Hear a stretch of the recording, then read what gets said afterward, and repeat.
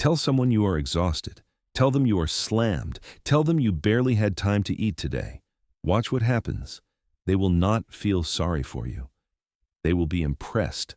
Somewhere along the way, being busy became a brag. And here is the strange part.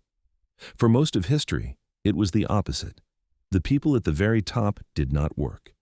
They made sure everyone could see that they did nothing at all. So how did doing nothing lose and being busy win? Stay with me. By the end, you will hear the phrase, "I am so busy," in a completely different way. This is not really a story about your calendar. It is a story about status and how the signal for it quietly flipped.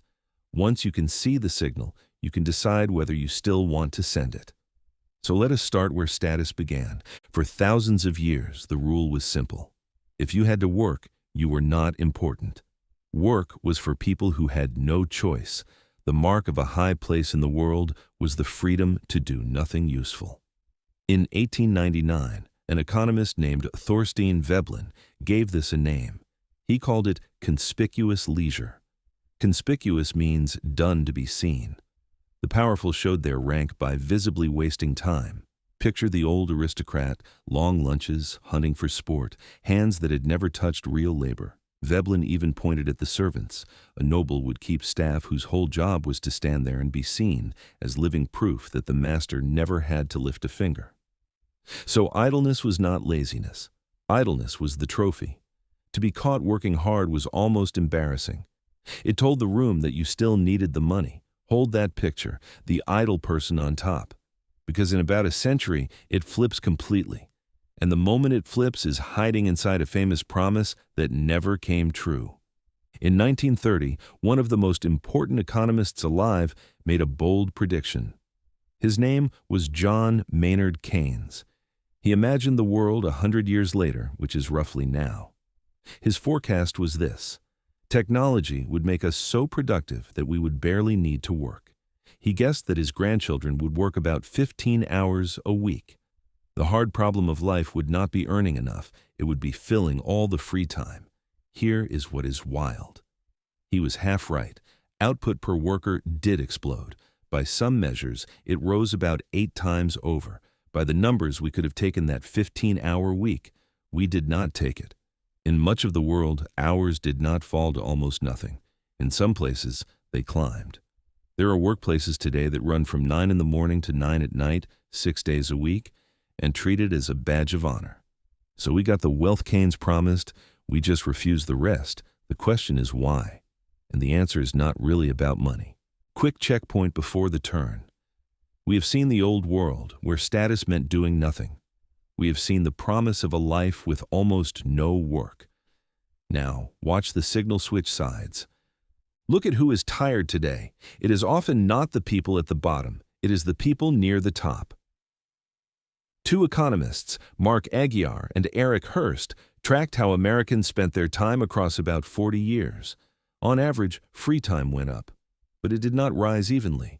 People with less education gained leisure by roughly 8 hours a week. People with a college degree lost leisure by around 6 hours a week. Read that again.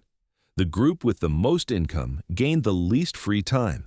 The same reversal has shown up in other rich countries. The link between high skill and long hours used to be negative. Now it runs the other way. So the trophy moved. It used to be the empty calendar. Now, for the modern elite, it is the full one. The aristocrat who did nothing has been replaced by the founder who never sleeps. If busyness is the new flex, the real question is why it works at all. Why would looking overwhelmed make anyone seem high status? In 2017, a team of researchers led by Silvia Bellezza studied exactly this. They showed people short descriptions of others and measured who seemed more impressive. The busy, overworked person was rated higher in status than the relaxed one. Not because work is noble, because of what busyness seems to signal. When you are slammed, people assume you are in demand. They assume your skills are rare. They assume that if your time is this scarce, it must be valuable, and so must you. Old status came from owning scarce things, rare cars, rare watches.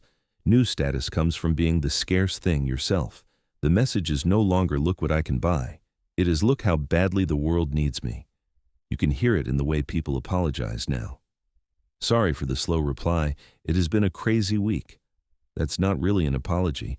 It is a small flag planted in the ground. It quietly says, my time is in demand, so you should assume that I am too. And it is not only about other people judging you.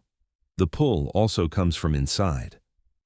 In 2010, a researcher at the University of Chicago named Christopher H.C. ran a simple experiment. People were given a short wait. They could sit and do nothing, or take a longer walk to drop off a survey and stay busy. With no reason to move, most people chose to sit still. But give them even a thin excuse to walk, and they took it. And here's the twist. The ones who stayed busy ended up happier than the ones who sat idle.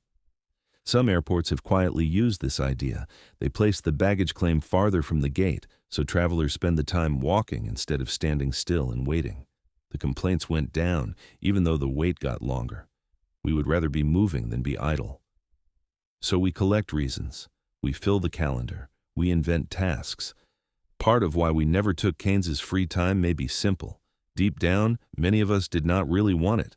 But before you decide that everyone who is tired is only performing, here is the honest other side. Some busyness is real.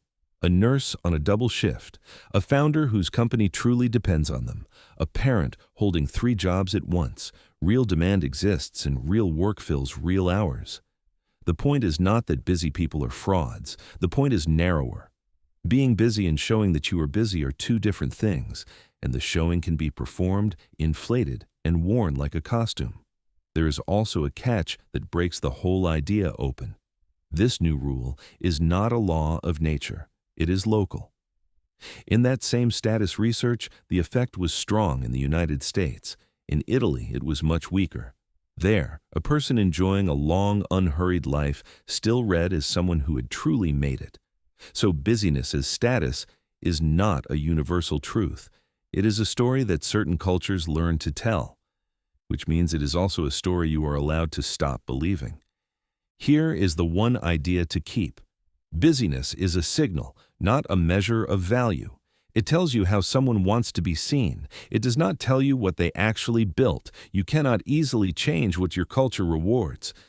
But you can notice the difference between work that creates something and busyness that only creates an impression. One builds a thing. The other builds a reputation. They can overlap, but they are not the same. So step back. The aristocrat bragged about an empty calendar. The modern worker brags about a full one. Both were trying to look important to strangers. Same game, opposite move. You will start to see it everywhere. The full calendar shown like a medal. The message sent late at night with a timestamp that does the bragging for you. The quiet contest over who slept less. None of it is good or bad on its own. It is a signal, and now you can read it. So the next time someone tells you they are so busy, listen closely. Maybe they are telling you what they did today, or maybe they are admitting a quiet fear that without the busyness, they are not sure they would matter at all. One sign, less noise.